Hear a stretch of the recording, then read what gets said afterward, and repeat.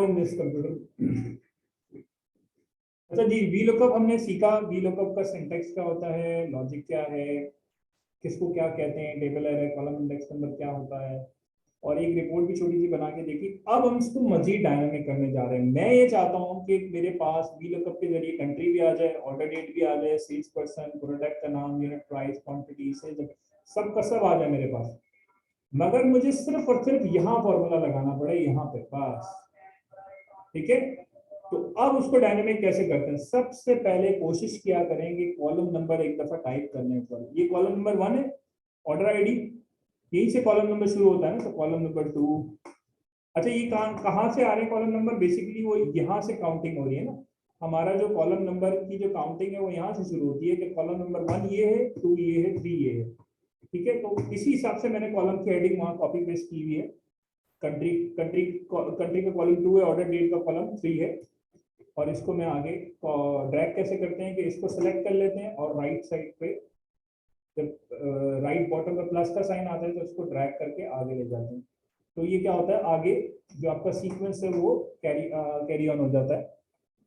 ठीक है, अच्छा अब इसको, अच्छा ये जो कॉलम्स की थोड़ी हेडिंग भी काफी बड़ी हुई है, मैं चाहता हूँ इसको थोड़ा सा शॉर्ट कर लूँ ताकि आप लोग को नजर तो आए। इसको मैं विड्थ कम कर देता हूँ।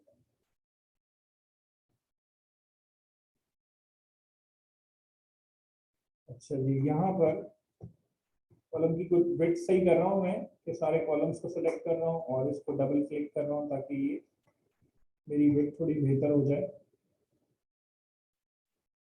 फिर हम देखते हैं कि इसको, ताकि आपको ये स्क्रीन पे ना नजर आए थोड़ा, मैं ये चाह रहा हूँ। ठीक है, ये कॉलम्स कुछ नजर आना शुरू हो गए, country, order date, sales person, और ये सारे कॉलम्स। अच्छा जी, अब मैंने क्या किया है, मैंने सिर्फ और सिर्फ पहला काम किया है, मैं ये चाहता हूँ कि पहले सेल पे फॉर्मूला लगाऊं, पूरी रिपोर्ट मेरे पास तैयार हो जाए और डायनेमिक को मुझे बार बार फॉर्मूला लगाना नहीं पड़े। तो मैंने सिंपल एक तरीका कर लिया है, मैंने ये क्या कर लिया है कि हर कॉलम की हेडिंग के ऊपर उनका कॉलम नंबर लिख दिया है।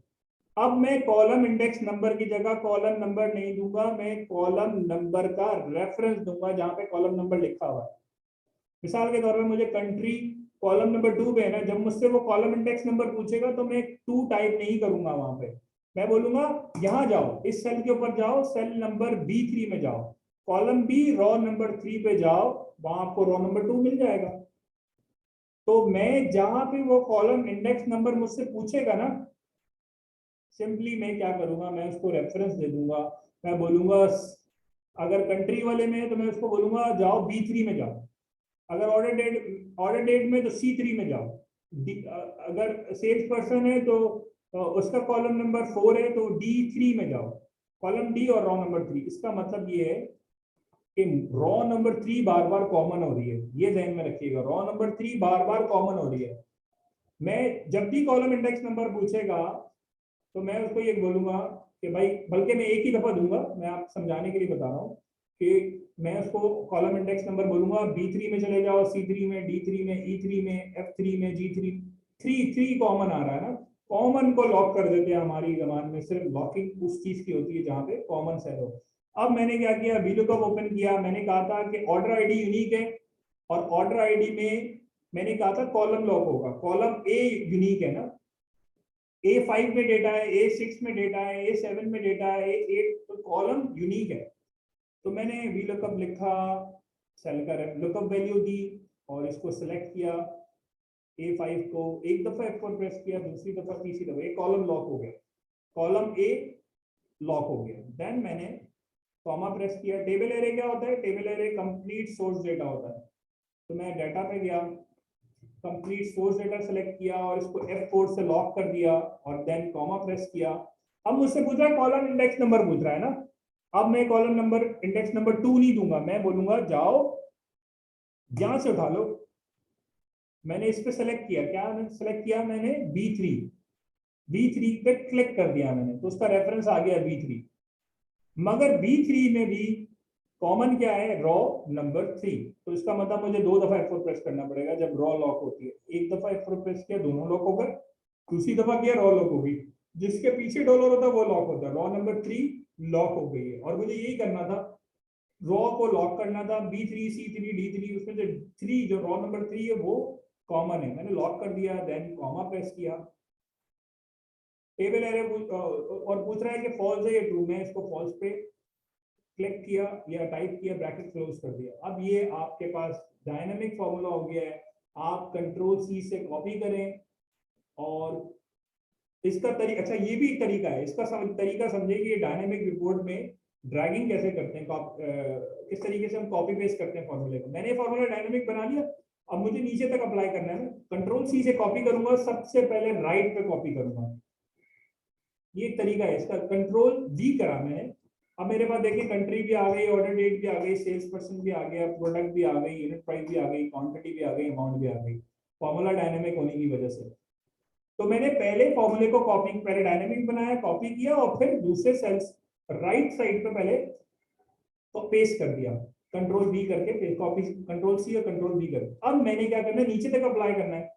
तो अब नीचे तक अप्लाई करने का क्या तरीका है, पहले आप वो एरिया सेलेक्ट कर लें जहां पर आपने फॉर्मूला लगाया हुआ है और जिस एरिया को आपने ड्रैग करना है। तो वो कौन सा एरिया है, कंट्री के नेम से लेके सेल्स के कॉलम तक पहले एरिया सेलेक्ट किया, देन राइट बॉटम पे जब ब्लैक कलर का प्लस का साइन आएगा, डबल क्लिक करेंगे तो पूरी रिपोर्ट तैयार हो जाएगी। ये देखें पूरी रिपोर्ट 838 रॉस की है और ये आपके पास कोई डेटा गलत नहीं आ रहा। ये हैशेस इसलिए आ रहे हैं क्योंकि इसकी विड्थ छोटी है, विड्थ बड़ी कर देता है, ये सही है।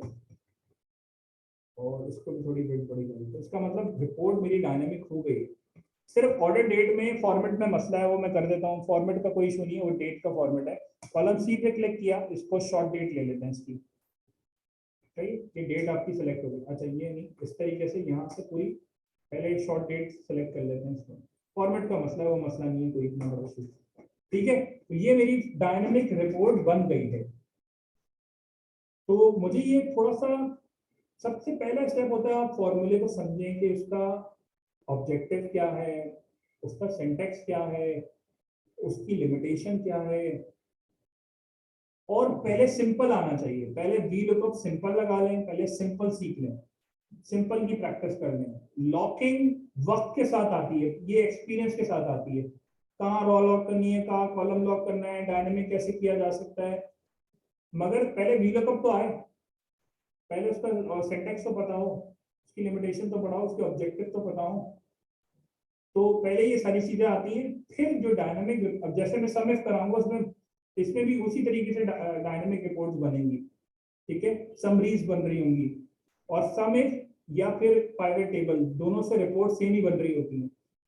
मगर सम इफ से फंक्शन लगा के हो रहा, फॉर्मूला लगा के हो रहा होता है, पाइवट टेबल में आप क्लिक्स पे बना रहे होते हैं, मगर बैकएंड पे पाइवट टेबल के सम इफ ही लगा हुआ होता है, ठीक है, कई कई जगहों पर। तो इसका मतलब ये है कि डायनामिक रिपोर्ट्स हम बना सकते हैं, हमारा टाइम बहुत सेव हो सकता है अगर आपको ये सारी चीजें आती हैं तो। यहाँ पे मैं वीडियो क्लोज करता हूँ। आई होप कि आपको वीडियो कब समझ में आया होगा।